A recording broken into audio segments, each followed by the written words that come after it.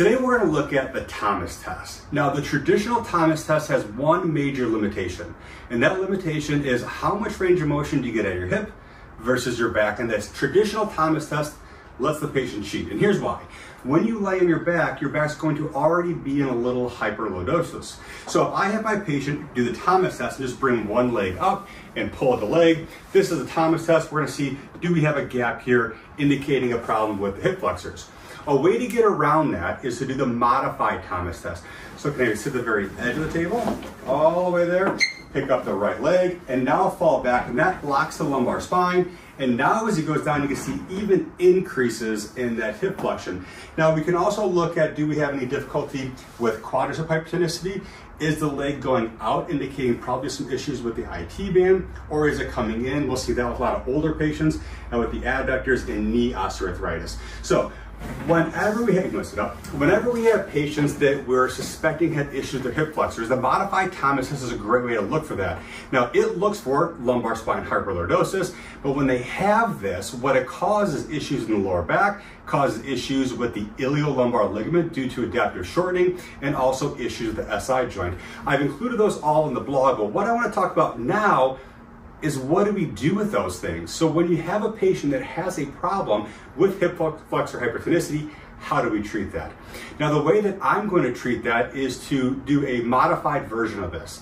So I can have, pick up this knee again, fall back, and from this position, I can actually lock him into that lumbar spine position, take this knee and push up into my hand. He's going to hold for 7 seconds and relax.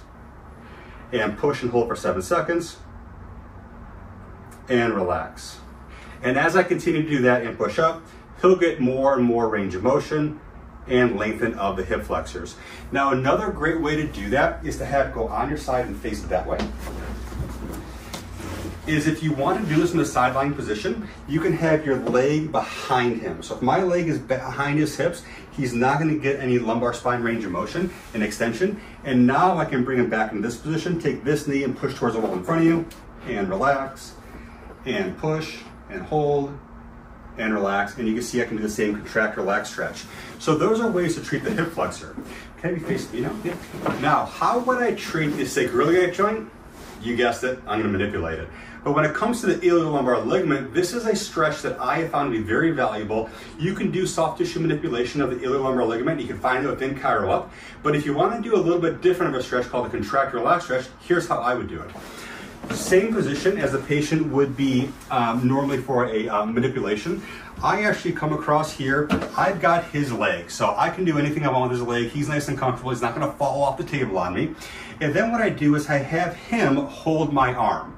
When he's holding my arm, he feels nice and secure, and I can go right into where that PSIS is, and I can just slowly stretch out that iliolumbar ligament with varying degrees of flexion, and I find that point where he really doesn't want to go any further. And then I'm going to take this bone, the PSIS, and gently push it back towards the wall behind you. So he's going to push backward, go ahead. He's pushing, I'm not going to let him go anywhere.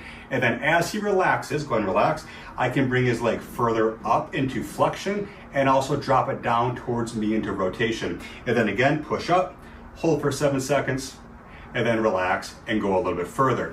It is a great way to help stretch that that iliolumbar ligament. Now finally, what do we do with these patients that have issues with the iliolumbar ligament, issues with the sacroiliac joint, like we're seeing in the blog? My favorite exercise is actually the posterior lunge if they can tolerate it.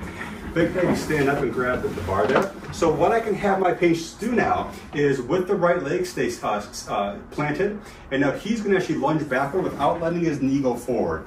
Go down as far as he can, and then as he comes back up, he pretends like there's a hinge right here, and he's going to come all the way up, stretching out all those muscles and really stretching that sacroiliac joint and allowing that nutation and counter nutation that happens in a normal gait cycle.